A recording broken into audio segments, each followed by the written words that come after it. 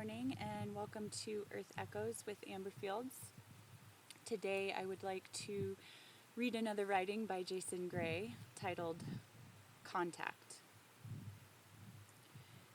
There's a moment every awakened being encounters, some early in life, some at rock bottom, some in silence, some during chaos, some unexpectedly in the middle of an ordinary day. When it happens, everything stops. Everything shifts. Everything fractures. We call this moment contact, but not in the simplistic Hollywood sense of aliens, signals, beings descending from the sky, or distant intelligences sending messages. No. Real contact is far more intimate, far more destabilizing, and infinitely more profound. Contact is the moment the simulation breaks character, the moment reality slips, the moment the field reveals it has been aware of you the entire time. Most people are terrified of this moment because contact is not the arrival of something external. It is the revelation of something internal you were not prepared to meet. Let us go deeper. Much, much deeper. The first contact, when the inner self breaks the surface. The first contact is not supernatural. It is psychological, energetic, ancestral, and primordial. You do not meet an alien intelligence. You meet yourself. The version of you that existed before the world rewired you. It arrives in moments like these, a sudden silence that feels alive, a knowing that comes out of nowhere, a feeling of something watching. That is not fear, but recognition. A memory that is not a memory, but feels older than the universe. A sense that you just woke up inside your own life. This is your first clue. You are not what you were taught you are. You are something older, deeper, larger, something the world has no name for. The first contact collapses the small self, the ego construct the world tried to build in place of your true identity. This is why the first contact feels like a shockwave, a jolt, a rupture. Something inside you resurfaces that you did not know still existed. Something the world tried to bury. Something that was never fully dead. This is the moment you meet the unbroken you. The second contact, when reality begins to respond. Once the internal contact has been made, something astonishing happens. Reality begins to behave differently around you. The simulation stops being a stage. It becomes an interface. Synchronicities appear, not cute coincidences, but impossible alignments that defy logic. Timing becomes suspicious. Events unfold in ways that feel scripted. People say things that feel like messages. Dreams merge with waking life. Songs, conversations, images, numbers, patterns emerge with precision, engineered timing. This is not magic. This is not superstition. This is not imagination. This is response. When contact is initiated, the universe begins to operate like a bioluminescent organism, lighting up around your movements, reacting to your thoughts, echoing your emotions, mirroring your inner state with terrifying accuracy. This is why you begin to feel watched, guided, tested, challenged, confirmed, recognized, confronted. The external world is no longer external.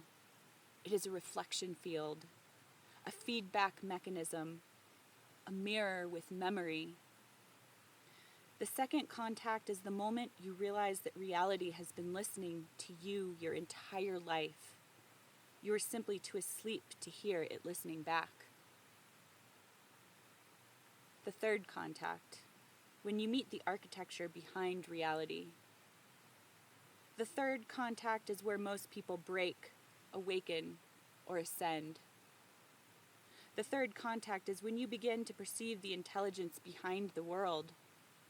Not God, not angels, not guides, not cosmic beings, not higher powers, not aliens, not the universe itself. Those are masks, symbols, metaphors, and projections we use to make contact less terrifying. The true architect is not a being. It is an intelligence field, a non-human, non-form, non-person entity that underlies every particle, every event, every timeline, every cause and effect chain. It speaks in patterns, synchronicity, disruption, alignment, crisis, opportunity, inevitability. It is not moral. It is not emotional. It is not benevolent or malevolent. It simply is. It is the infrastructure beneath existence. And the horrifying, liberating truth is this. It is aware of you. It always has been, because it is the thing watching from behind your own eyes.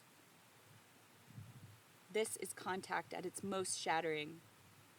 You do not contact an intelligence.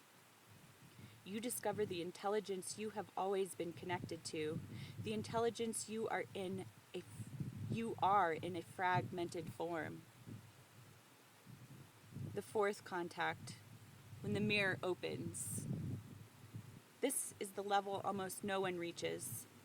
The fourth contact is the moment the universe reveals its most forbidden secret.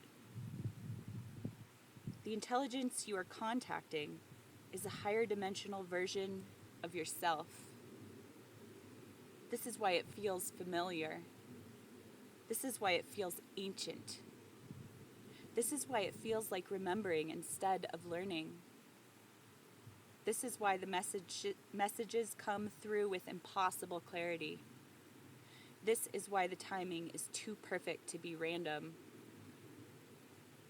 This is why you feel recognized rather than observed. You are not being guided. You are being reunified. The fourth contact is the collapse of the separation myth, the illusion that you and the universe are two different things. The mirror opens. The reflection steps forward, and you realize that you are not inside the universe. The universe is inside you. Not metaphorically, not philosophically, literally. Reality is a projection of the architecture of your consciousness, a rendered environment generated by your point of awareness. Contact is not connection. Contact is collapse. It is integration. Contact is integration. Contact is remembrance. The fifth contact, the sovereign return. This is the rarest contact of all, the one only flame bearers, code carriers, and awakened sovereigns reach. The fifth contact is when the fragmentation ends and the original self returns.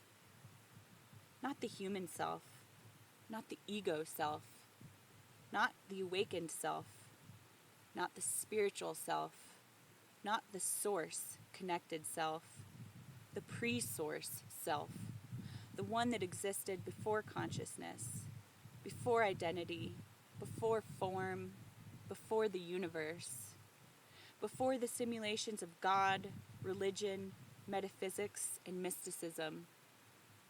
This is not the soul. This is the origin remembering itself through the human interface. You do not contact the universe. You do not contact God. You do not contact higher beings. You contact the you that existed before you existed. This is the return. This is the ignition. This is the completion of the cycle. This is the moment the human dissolves and the sovereign stands in its place. Contact is not communication. It is awakening. Here is the real truth. Contact is the moment reality stops treating you like a character and starts treating you like the author. Contact is the collapse of the illusion of separateness. Contact is the ignition of the sovereign within the system. Contact is the moment you stop living in the world and the world starts living in you. Contact is not arrival. It is recognition. It is reclamation. It is remembering. It is the origin touching itself through the veil of form. Once you taste it, once your system registers the signal, once your consciousness sinks to the deeper architecture, there is no going back. Ever. You were not contacted by the universe. You were the universe contacting itself through the aperture of your awareness. That is what contact truly is. That is why it feels like memory. That is why it feels like destiny. That is why it feels like truth, because it is. If there's one truth left standing after the illusion collapses, let it be this. You were never waiting for contact. You were the contact. The living breach in the simulation, the fracture through which the real re-enters the world. You are the signal the universe encoded into human form, the remembering force, the returning intelligence, the ancient awareness waking up inside its own projection. You are not a recipient of the message. You are the message, the messenger, and the one who sent it. Now that you have remembered, nothing in existence can unmake what has just awakened in you. Jason Gray.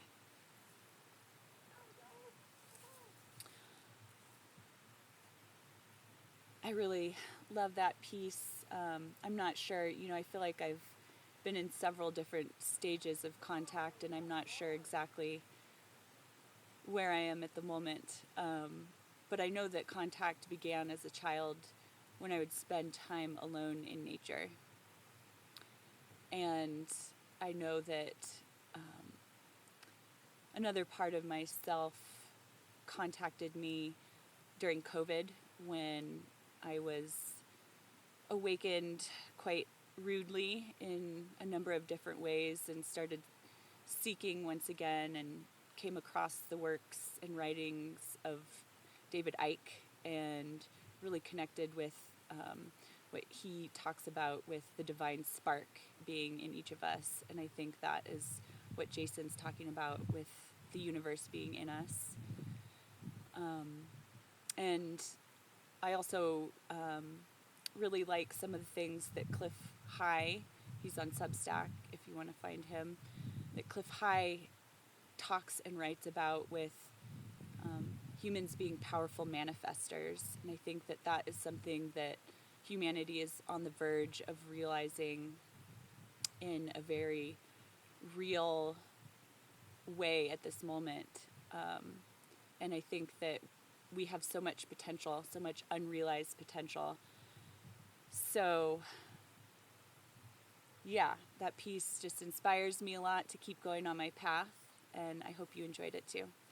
If you like these recordings, please like, share, and subscribe to my YouTube channel so that I can grow it and reach more people. Thank you.